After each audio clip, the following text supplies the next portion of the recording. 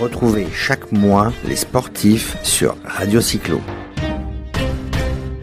Voilà, ce soir, Radio Cyclo, toujours en vadrouille. Aujourd'hui, on est à Paris avec un invité prestigieux qui lui aussi est toujours en vadrouille, qui est Steven Le Yarrick. Bonjour Steven. Bonjour à toi. Ça me fait plaisir de te voir depuis la Jean Racine où on s'était croisés. Donc avec Steven, on est ce soir dans un bar sur Paris. En fait, il y a une soirée qui est organisée par la Guilde européenne des aventuriers. Tu as eu une bourse. Alors, ce que je voulais faire avec toi, parce que ça fait un petit bout de temps qu'on ne s'était pas vu. On t'a vu sur tous les écrans au moment de la soirée Tous en selle, où il y avait effectivement la présentation de ton film Paris-Dakar. On s'est vu de très très loin. Tu étais descendu de Paris, Fréjus, au moment du Rock d'Azur. Donc on voulait faire un petit peu ton actualité. Alors l'actualité de ce qui vient de se passer très récemment, donc ta descente vers Fréjus, etc., le rock, la soirée, et puis après tu nous parleras du grand projet que tu as en vue dans les mois qui viennent. Alors, qu'est-ce qui s'est passé dernièrement pour toi à vélo ? Depuis la Jean Racine, j'ai eu pas mal de choses. Déjà, j'ai fait quelques Biking Man, des épreuves d'ultra-endurance. J'ai aussi remporté Race Cross Île-de-France, cher à Arnaud Manzanini, et ça m'a fait plaisir parce que c'était juste avant mon départ pour le Tibet, pour faire l'Assa Katmandou en vélo. J'ai fait ça en 5 jours. Et un tour des Annapurna en gravel aussi. Donc c'était assez riche. J'ai monté également un sommet à 6000 durant ce mois de juin. Et ensuite j'ai enchaîné quelques courses de Biking Man. J'ai enchaîné pas mal de boulot aussi pour essayer de financer ce projet 666. Beaucoup de kilomètres. Quelques courses où je me suis pas pris trop la tête en fait. J'ai roulé pas mal. J'ai fait quelques conneries à vélo, notamment à Paris-Fréjus où j'avais envie de décompresser et c'était le meilleur moyen pour moi de le faire. Et surtout, j'ai trouvé une trace géniale entre Paris et Fréjus en passant par des endroits que je connaissais pas. Et c'est aussi et surtout pour ça que je fais du vélo. Donc voilà mon actualité aujourd'hui, tu vois, je sors de rendez-vous avec la télévision, avec des productions, avec des gens, avec des sponsors. Tu vois, toutes mes journées, c'est ça, elles vont au rythme de ça. J'essaie de m'entraîner entre 1 et 4-5 heures tous les jours. Je fais une sortie de 200-300 km par mois. Mais ça reste de la préparation, on va dire, de l'entretien pour le projet 666. Alors tu as fait la descente de Paris, tu t'es bien amusé, vous étiez deux je crois, ouais. De Paris à Fréjus. Arrivé à Fréjus, bon tu étais chaud, les jambes tournaient bien, tu as fait un petit parcours sur le Rock d'Azur. Ouais, j'ai fait le gravel rock, j'ai été invité par mes sponsors, notamment Look Garmin et d'autres partenaires que j'avais à voir là-bas. Et Look m'avait pris un dossard, du coup j'ai fait le parcours avec le Look, C'était la première fois que je l'utilisais vraiment en course. Et j'étais agréablement surpris déjà par le parcours, par l'engouement, par la facilité avec laquelle j'arrivais à enchaîner cette épreuve, parce que c'est une course, hein, tu as un dossard, donc à partir de ce moment-là, pour moi, c'est une course. Et puis j'étais pas cramé en fait. J'étais content parce que j'étais pas trop fatigué. Et ça s'est bien passé, je sais pas, je dois faire 50e, mais ça, c'est hyper anecdotique pour moi. Par contre, ce qui n'est pas anecdotique, c'est que j'ai encore découvert ce territoire en gravel, même si j'avais déjà fait en VTT. C'est cool, quoi. Il n'y a eu qu'un passage à pied, voilà, mais c'était une belle épreuve et ça m'a fait du bien de retrouver du monde, retrouver des gens qui avaient envie qui suivaient mes aventures. Et j'étais hyper étonné par l'engouement parce que je m'attendais à des gens qui me voient, etc. Mais je ne m'attendais pas à croiser des gens qui me courent après ou qui viennent me parler pour faire des photos. Et voilà, j'étais hyper content de rencontrer les gens pour l'une des premières fois après Dakar. Une des richesses, j'allais dire, tu as pu mesurer ta popularité, mais une des richesses de ces événements, c'est aussi de côtoyer des gens qui te connaissent par le biais des réseaux sociaux, par le biais des films, etc. etc. Alors, prochain projet, c'est la route, le défi, la route 666, mais le défi 666, tu nous en parles, tu es en train de chercher des sponsors, tu es en train évidemment de t'entraîner, et tu vas partir quand tu auras réuni tous les fonds. Alors, c'est quoi ce projet ? Ouais, juste avant, je dois rajouter quelque chose que j'ai complètement zappé et qui me paraît complètement essentiel, c'est qu'il y a eu un festival dont tu as rappelé le nom qui s'appelle Tous en selle, qui a eu lieu aussi à la rentrée, qui était vraiment juste avant de partir à Fréjus. et qui était un moment d'émotion parce que c'est la première fois que je diffusais devant autant de gens. Voilà, il y a plus de 2000 personnes dans cette salle et avoir le retour des gens sur ce projet et voir l'engouement aussi pour le vélo qui est un sport central qui a toujours été, hein, c'est le deuxième sport pratiqué par les Français, mais au-delà de ça, c'est autour de films, autour de personnalités qui sont pas forcément des stars. Bon, il y avait Bernard Hinault, Lizarazu en ambassadeur, mais c'était super de vivre ça. Donc pour revenir... Alors attends, juste une question, on va avoir tous en selle, puisqu'on en a parlé avec l'organisateur la semaine dernière, ou il y a 15 jours, Jacques Benloulou. Il a l'intention de partir aussi, de faire une tournée, d'aller Strasbourg, Lyon, Nice, on n'en sait rien.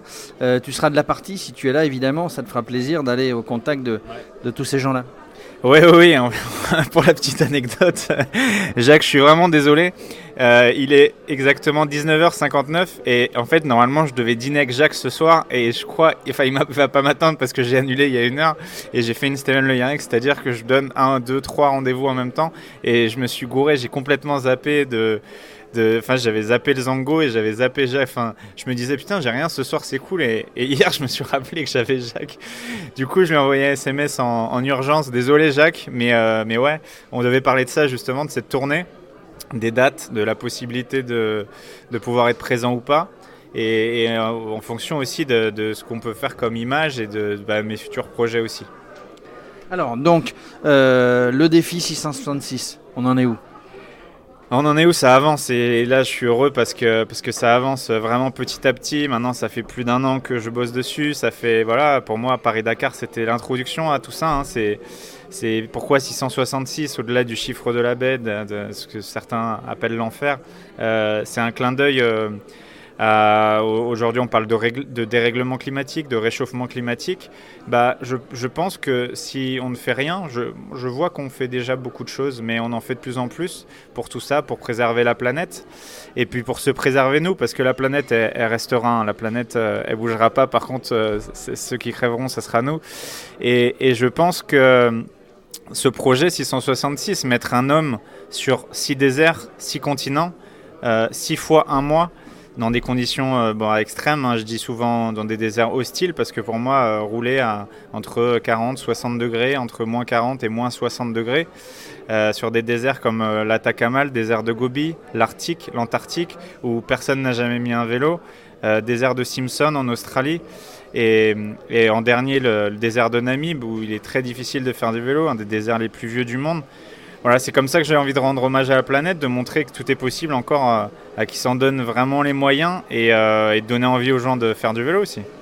Alors là, tu es en train d'essayer d'aller chercher des sponsors, mais tu cherches aussi, tu fais ce qu'on va appeler du crowdfunding. Enfin, tu vois avec des gens comme moi, comme tous les gens qui sont là à cette soirée, d'essayer de donner un petit peu d'argent pour t'aider. J'ai vu l'autre jour un message qui t'avait ému, qui est assez émouvant.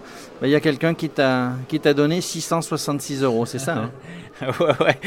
Ouais, en fait j'ai croisé ce monsieur. En fait, pendant Dakar, déjà avant Dakar, je fais une campagne de crowdfunding. Je déteste ce que j'appelle faire l'aumône. En fait, je déteste demander de l'argent aux gens parce que je sais ce que ça veut dire. Je sais ce que ça veut dire de donner. Je sais que les temps sont durs pour tout le monde. Enfin, pour une certaine partie de la population.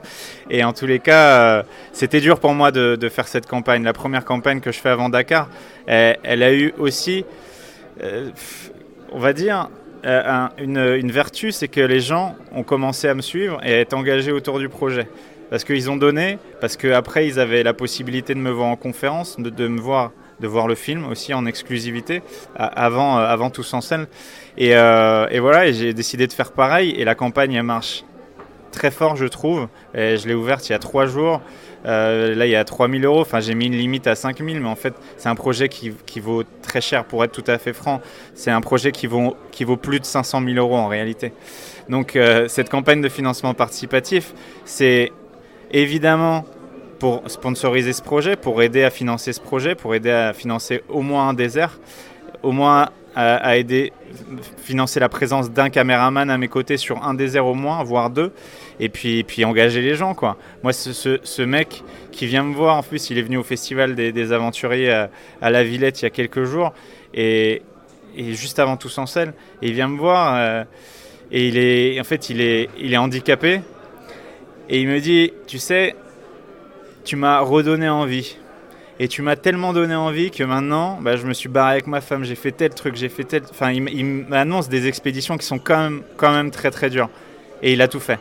Il me redit les mots que je disais dans Dakar, c'est on lâche rien, bordel, quoi. On lâche rien, putain. Et en fait, il me l'a répété et il m'a envoyé un long message pour le 666 parce que j'étais ému, quoi.